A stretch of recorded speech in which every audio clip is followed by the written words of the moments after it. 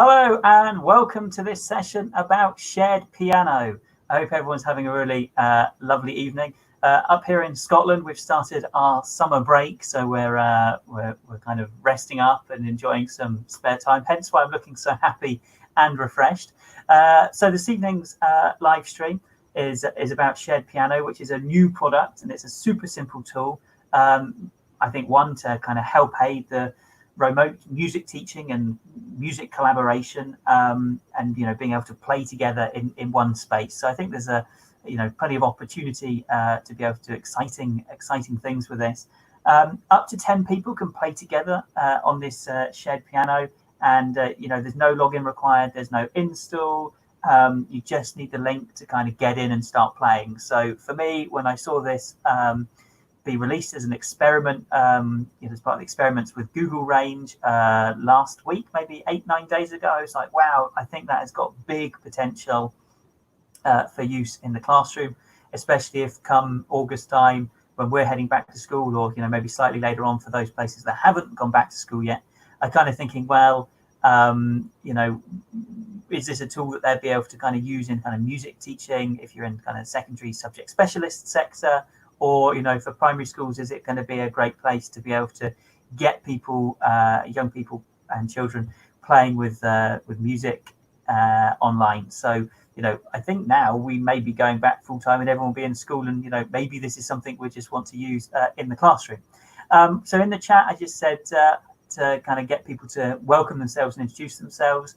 So I would certainly say share your Twitter handle so we can connect with people. That would be really good. And one of the discussions that I was having with Heather just before we came on kind of live here was about screen size. So I have discovered TweetDeck today. So TweetDeck gives you the opportunity to kind of see what's happening across different Twitter search criteria. And I hadn't realized how much you could do with it and how powerful it was. So super excited by that. But I realized my 21 inches, but I've now actually measured it, and it's 22 inches. I didn't realize I needed more space to be able to get more items on it. So Heather was then being boastful about her 25-inch monitor size. And Richard Hewitt, who's going to be joining us as well in the jamming session, he's kind of come up and said, well, actually, he's got a curved 27-inch screen, which is just incredible, absolutely incredible. So without further ado, looking forward to bringing Heather in to join us. So hi, Heather, how are you? Hello, I'm good. How are you? Yeah, really, really well. At this point, I'd normally kind of cycle through and, kind of share some of the other comments, and we could, have a, oh, great, brilliant, their monitor's tiny, or that's a shame for them, or oh, look where they are. But nobody's commented, so I guess it's just a case of if anyone does arrive and comment, great, hello, welcome, good to see you. And I guess if you're ready, we could start talking about shared piano. Let's fire away. I'm looking forward to seeing what stuff we can come up with later on, and see what jamming sessions what will come out of it. Yeah, so I think first of all I should start off by saying thanks very much for coming along and joining me. I was like, need a music teacher because I have no musicality. We were doing a bit of a rehearsal before this session just to make sure that I would be able to kind of contribute slightly. I just, well, as a kind of from a student point of view who's not very good, then absolutely I will be able to kind of demo that, but I'm not sure I'm going to be hugely value for our jamming sessions. But we are also joined, and we'll bring Mr. Hewitt in now. Richard Hewitt, hello, Richard. Hello. So Richard does have a background in piano and keyboarding. He's very good at playing. I guess before teaching, Richard, it was one of your income streams, wasn't it? Yeah, it was. And it's actually what prompted me to get into teaching in the first place. So yeah, really kind of interesting story there. Kind of taking a passion project and going, well, actually part of the passion project that I really enjoy with my teaching of keyboarding is the teaching aspect. So it becomes a fully qualified teacher, which is impressive. Your music background, Heather? My music background started at 6. Wow. started my first instrument's recorder actually. So you've been doing music for 10 years then? Yeah, totally. I went to Aberdeen and studied flute and piano, and then did my teaching degree altogether. Been a teacher for 4 years, so yeah. Yeah, great. Good. Well, Richard, we'll have you back later as our keyboarding expert. But for now, Heather, you share your screen, and then we'll be able to kind of start talking about this shared piano. I've realised I probably need to press that first. Ta-da! Right, your screen is on the screen. Fabulous. So this is the wonderful shared piano, which is, Ian kind of said, it's only been released, I think, for 8 days or so. So this is a relatively new platform. It is linked with the Chrome Experiments in the Chrome Music Lab, which we previously did a session on the end of May? Yes, or maybe start of June. Can't remember. You can watch that. Advertising that. If you haven't checked it out, we'll drop it in the comments, the link to the Chrome Music Lab session. So do go and watch that because there's some really great tools there. That totally wasn't any self-publication or anything, but it was a session we did, and it looks like the shared piano is going to be part of the Chrome Music Lab at some point in the future. They have stated that, I think, once they kind of iron out all the bugs and stuff, because as you can see, this is still in the beta form, so this is, relatively new. It's still got a couple of issues, I think, and I think it could be added to, but it will be part of that Chrome Music Lab thing. And I think if you do look at some of the other resources and stuff that I've shared before, then I think it would be a really good addition to I think it's the 13 other projects they've got in amongst that anyway. Yeah, and I think the Chrome Music Lab as an offering is absolutely amazing. Yeah, I've definitely used it a lot during the kind of online teaching side of things with the current circumstances we've had. So that's been enjoyable. I think some of the kids have enjoyed it as well, just as an interactive experience. It's not just sitting reading a worksheet. But yeah, so as Ian said, it's an interactive piano. It can hold up to 10 people. And myself, Ian, you're in twice, aren't you? I am, yeah. So I've got both my Chromebook here, as well as the kind of Windows PC that I'm using, because it works across both platforms. So my setup is I'll be playing the keyboard off a computer keyboard. But as you can see, like down the bottom, I was just going to suggest that if you look down the bottom, it tells you how many people are in. So I'm the little hedgehog. So if I push any of my keys on my keyboard, my wee hedgehog pops up to tell me that that's me. Ian, I think you're the parrot and the panda? Yeah, so I'll push on my computer here first, and you can see that. Well, is it a parrot or a bird? Push again. Let's go for parrot. Okay, and then I'm also. Is that a cat? I'm also the cat as well. Yeah. I quite like that feature. Google's tried to make it fun. So I'm now playing across 2 devices. Are you impressed with that? Yeah, I'm very impressed. Same note. Yes. I'm quite impressed that Google's kind of made it the same as you would be when you would come into like a Google Doc or Google Sheet, etc. That you have like the anonymous person, and they pitch up as any sort of badger or dinosaur or whatever. Right, Richard, play yours. Who are you? You're the panda. I'm the panda. There he is. Excellent. If I refresh this, obviously, should I dare? Yeah. I'll end up as a different. Look, I'm now a dragon. But I've managed to lose my. And then people join back. So I think if you don't like what you're working on, just refresh and you can then start again. I'm going to stick with my dragon now. I like my dragon better. I think I've upgraded. Anyway, so it's quite nice to be able to see where the people are, for example, in the different parts of the keyboard. And as Ian obviously said, he's just using a normal standard QWERTY keyboard. So he's able to use this like most people would be able to have, and every letter corresponds to a different note. I've got a MIDI keyboard plugged in, which I think I've got the easy end of the deal out of the three of us, because obviously being able to play music, each one of these notes corresponds to one of these ones that is on the shared piano on the screen. Each letter, for example, they're using the middle letters of the keyboards. The A, S, D buttons correspond to the 8 letters of the scale anyway, and they're starting on C for this one.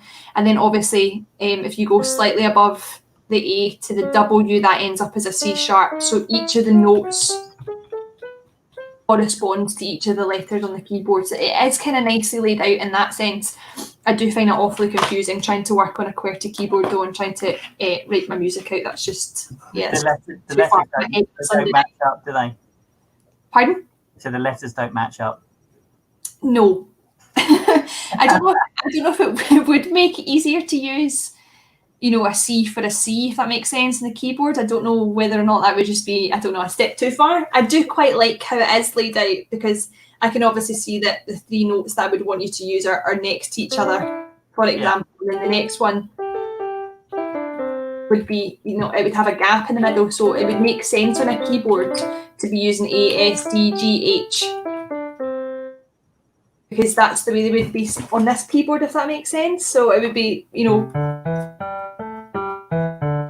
don't know, my head's not on a Sunday night, I'm afraid. So, but you can definitely mess about with this. On this keyboard, if I go into my settings, this keyboard's currently set at 7 octaves. 7 octaves just means that it's set from C to C and it happens 7 times. If you were, for example, to use this in a classroom setting, for obvious reasons for beginners, for example, you can put it down to the most basic. I think Google maybe needs to fix the layout of this. I'd have totally appreciated that more simple layout just, 10 minutes ago. Yeah, but we're doing a collaboration, so we need to have 7 octaves. That's true. But I do think if they were going to fix this, they could maybe elongate it a little bit so it didn't look a bit so, I don't know, South Park-esque. Just looks very squashed. Yeah, it's obviously been set to kind of a 100% fill of the window. Yeah. But hey, it's a product that's in development. So exactly. Great to highlight these things that we see are kind of working and not working. So yeah, that's brilliant. I mean, the 5 and stuff looks all right, but it's just when you get a bit smaller, I think they could elongate it a little bit more to make it look a bit more natural to what the keyboard would look like. Anyway, we're going to stick with 7 octaves. I'll tell you why we're going to stick with 7 octaves. Ian's going to sit down the bottom in a wee second and play some drum kit parts to show you how to change it. I'm going to sit roughly kind of in the middle of the keyboard, or more or less just slightly left, and play a kind of bass-liney part. And then Richard's going to take up the upper half and potentially play some sort of melody at the top. But also in a classroom setting, for example, I've said about changing the octaves, changing the range of things, but you can also add the note names. So I can tell which notes and things that I've already played, and the letter name pops up and things. And that's the exact same layout as the song maker and melody maker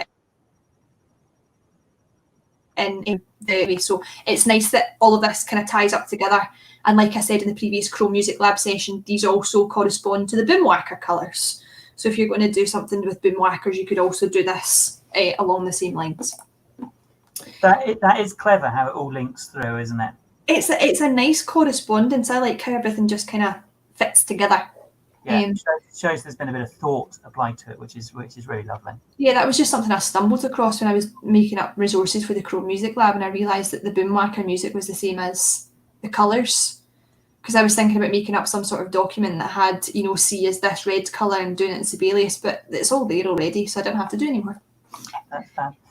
So we never mentioned, for people who are trying to find how to get onto it, experiments.withgoogle.com/shared-piano, and that gets you straight in. So we did speak a little bit about it being part of the Chrome Music Lab. It's not in that suite of features yet, but after it's been out of beta testing, we expect it will sit within that. So then you'll be able to find it in the Chrome Music Lab. But for people who want to kind of look for it now, experiments.withgoogle.com shared-piano, and then you can go in and create your own pianos. We will have a play later, so people will be able to kind of come in and join us there if they want to. But now, what are we doing? So I'm going to just show you one last thing. So under here at the moment, you can change your different piano sounds. For example, I can change this to woodwind.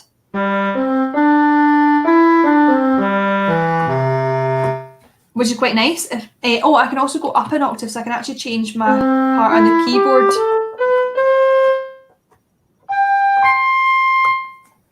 So I'm just using that keyboard to go up and down an octave. To go up an octave, if you push X on your keyboard, and if you want to go down an octave, if you push Z.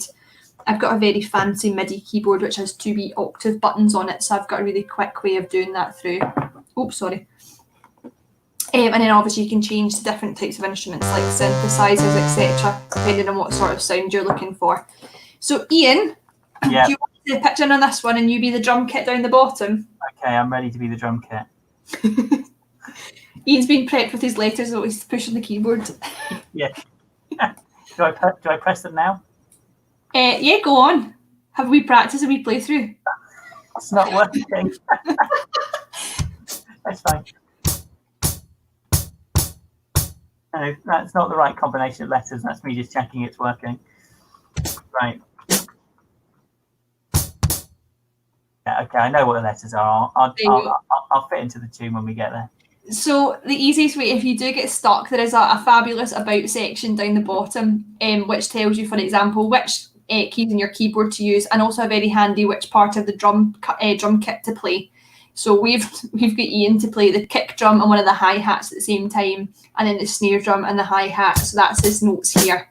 So obviously each of these relate to one of the buttons on the keyboard. That's it. Something like that anyway. I need to go down an octave. Hold on. So I'm going to sit at the bottom of the keyboard somewhere about here. No, I'm not. I'm going to go up. Right, Richard, are you ready?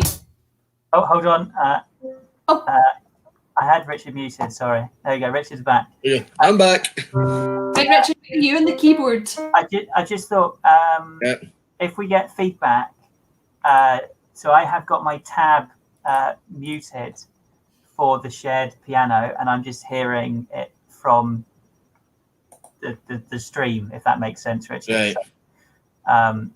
So, if you get feedback, then we'll realise that. But it might be fine. Who knows? We'll go for it. We'll see what happens. We'll go with it. Right, I'll make that big, so the screen's big, and we can hear everyone. So, Heather, go.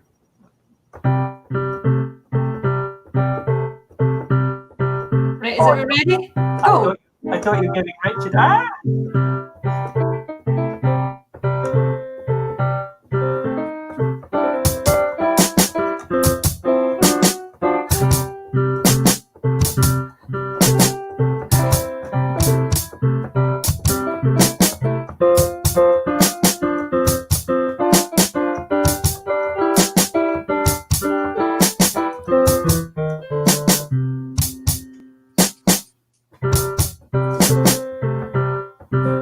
I think I'm failing with the rhythm here.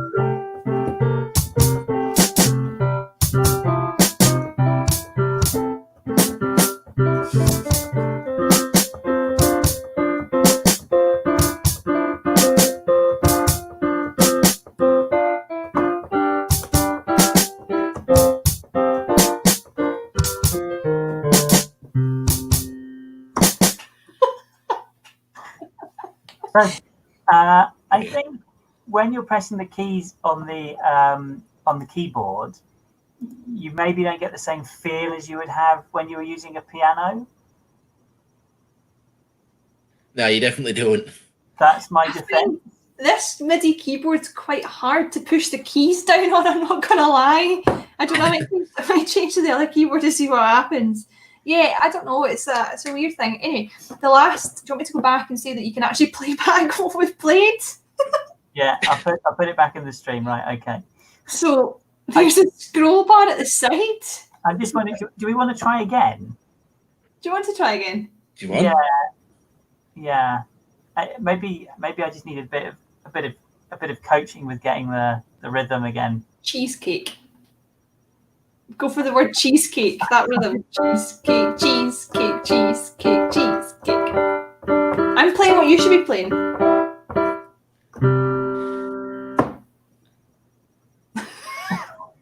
That in no way looks like my pattern. Anyway, just if you did want to hear back what you've played, there's a scroll bar at the sides, so you can hear everything we've done. And if you go down to the bottom left-hand corner and click play, so this was us mucking about before the session started.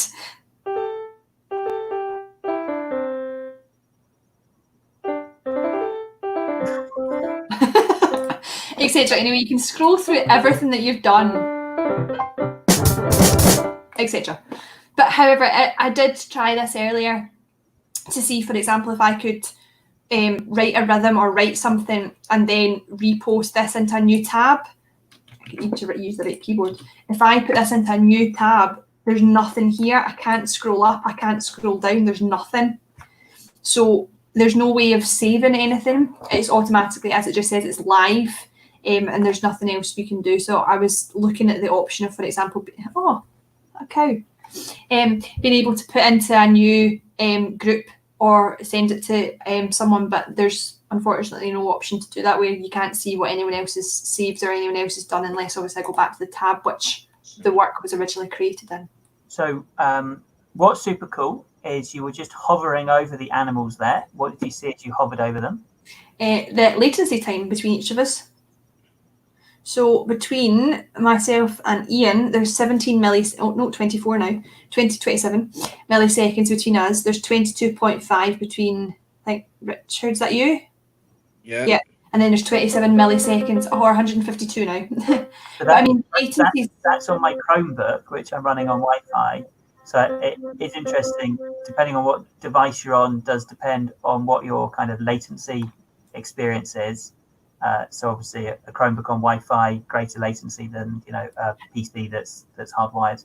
It's also quite interesting when you're playing, for example, the latency goes up. I went up to 100. The first note that you played or something was 100 and something.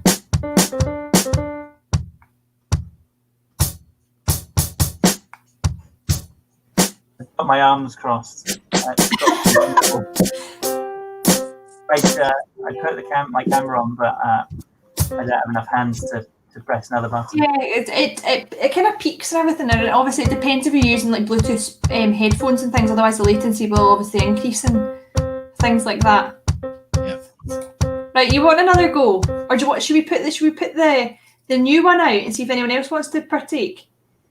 Okay, so here is a shared piano Bitly link.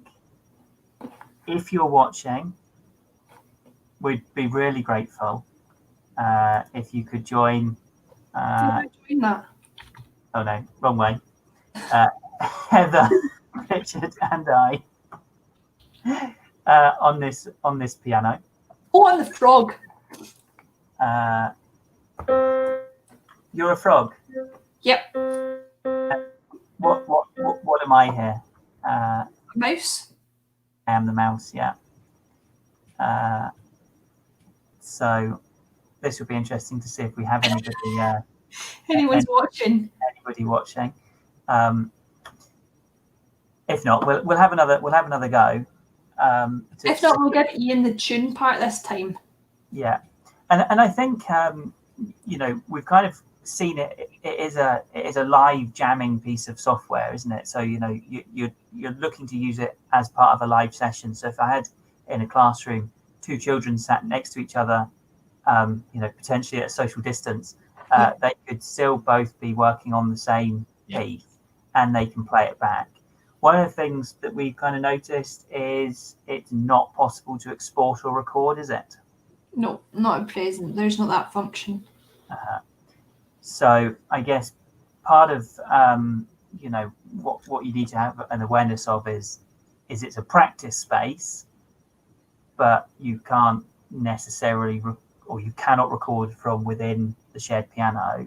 But that doesn't mean that somebody couldn't record it on something else, couldn't they?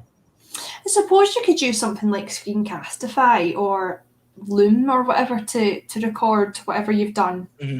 Yeah. Richard? No, I was agreeing you could do that. Mm-hmm. Or I think even kind of like Windows Sound Recorder or something might let you record as well. So Well, there's 3 people in there. I guess that's us 3. So who's doing what? Let's give this a demo. Richard, you want to do the bass line? I'll do the drum kit part. Yeah, fine. And we'll give you in the tune. Fine. Right, I've got my pen handy. What letters do I need? A, S, D. ASD. And then G and H. Okay. Just in time with you. No, whatever you want. Whenever you want. Okay. Hold on, I need to go down an octave. Okay. I'll make this big. Oh no, I pressed the wrong button. Let's try that. Oh no, I'm in 2 things now. Hold on. My drum kit's not working.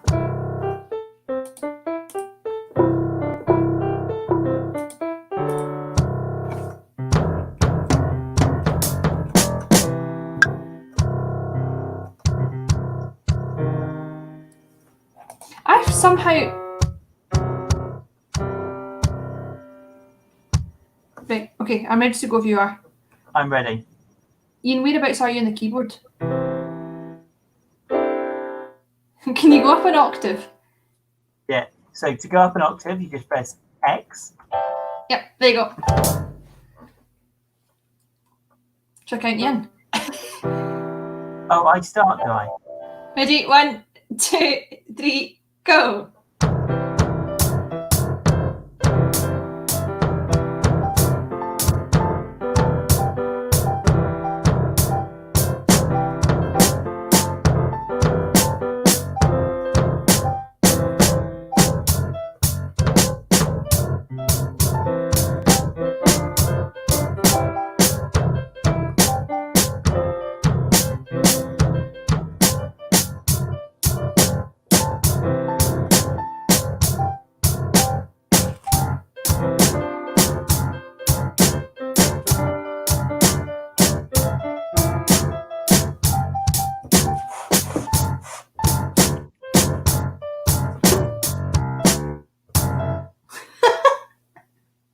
I think that was horrendous.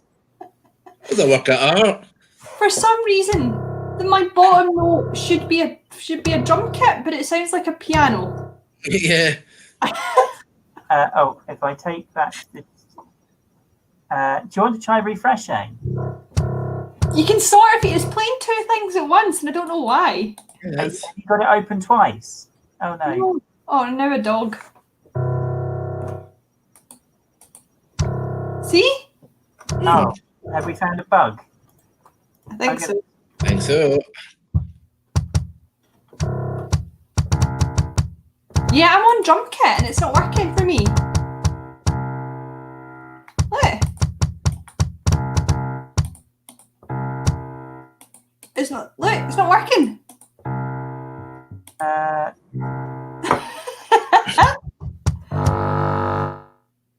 It's just my C's.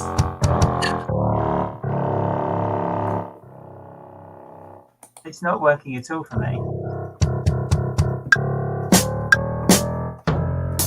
It's doing both. How weird. Oh, I'm an octopus now.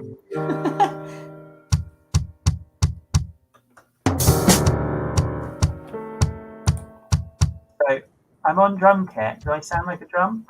Yeah, you do. I Yes, don't. you do.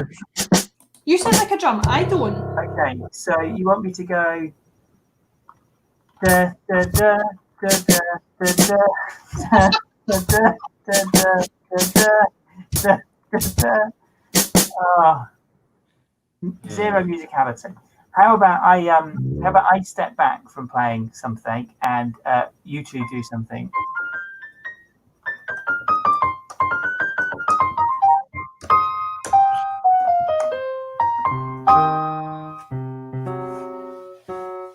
Right, where we going? What are we doing?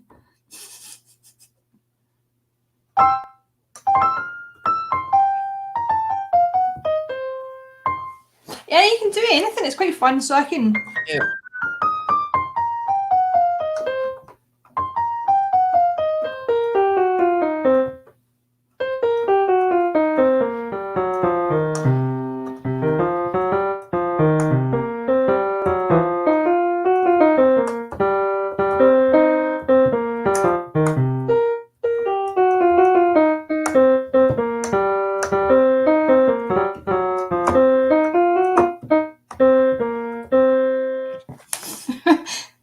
There you go. So much easier with a MIDI keyboard on it. Yeah, I'm gonna attempt to do it on a keyboard to see what happens. I mean, that was very good. It was. Right, hold on. What letters am I using again? ASD. GH.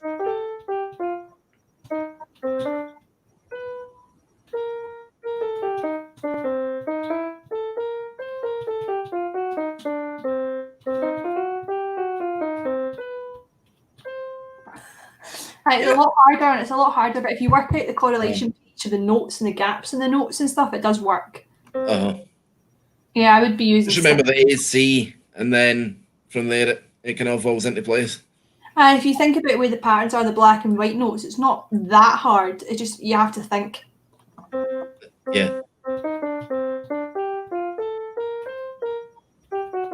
And don't use H.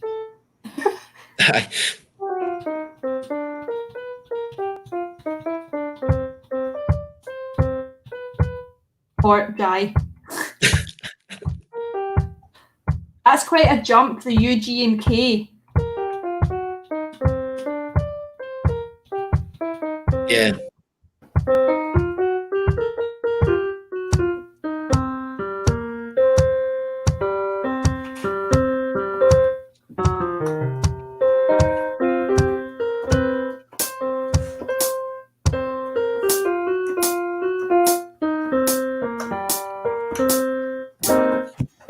Ian's got it now. He's got his rhythm. He's got his groove.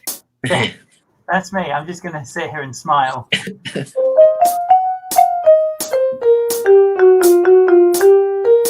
Yeah, my computer's definitely got a glitch. Can you not hear the piano and the marimba?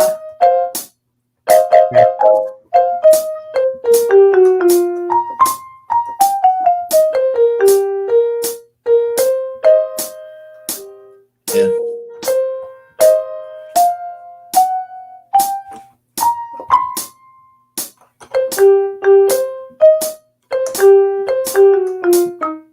What are you pitching in with, Richard?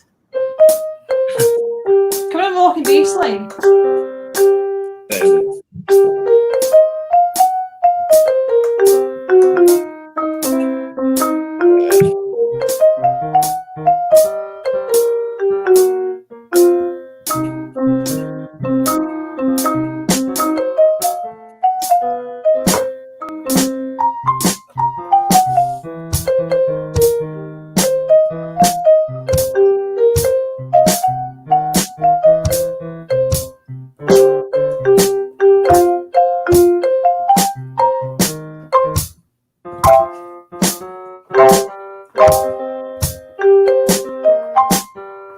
If you've just joined us, welcome. Ian and Richard jamming on shed piano.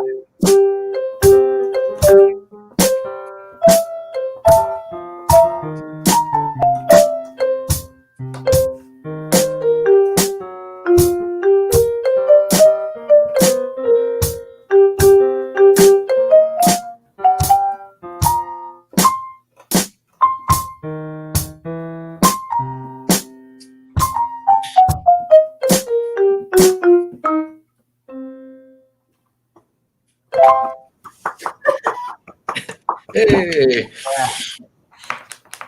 That was super great. So I don't think we'll do any more kind of demonstrations because my lack of musicality is really letting the side down. But I think as a potential tool for people to have, I guess there's two really big things that I see it being used for. One, having a bit of fun on a Sunday night on a Google Meet, when you just want to get together and make some music that you don't want to keep. And then summer holidays as well. Pardon? The start of the summer holidays. The start of some holidays, yeah. And then the second option, I guess, a bit more serious, is in the classroom being able to, have a couple of people, or up to 10, playing in the same space together to kind of collaborate and make some music pretty simply. And I think if you can kind of get your timing and your rhythm right, then the product is going to be a lot better than maybe what we've just created there. With the ability to be able to kind of listen back immediately as well. Yeah, I can definitely see it being used in a sense of like group performances or a couple of pupils collaborating at once and maybe breaking down that sort of barriers to them, especially if they maybe have a MIDI keyboard which will break down less notes on a keyboard or tune percussion or etc. Or, for example, on a QWERTY keyboard, maybe even having coloured stickers and maybe having, well, I remember when I was in primary school, we used to have in glockenspiels, and they used to have the blue one hit the blue, and there was a blue blob on the bit of music. So I think there could be an easy way of making a QWERTY keyboard into something that has the stickers, etc. But it could also help you guys in the sense of being computer and business teachers and their fluency of typing on a keyboard. I don't know, a couple of ways. Yeah, see, we should see what typing music we could get together. Try typing a typing spreadsheet or a typing challenge and see which music comes up with. Could work collaboratively. I get quite a few letters out of my name. I type my password, but then you could decode it. So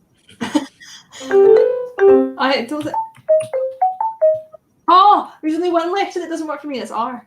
I doesn't work for me. Neither does N. There's no R. 3. Enough. So if you say we can all type our names on the count of 3. Go on then. 3, 2, 1.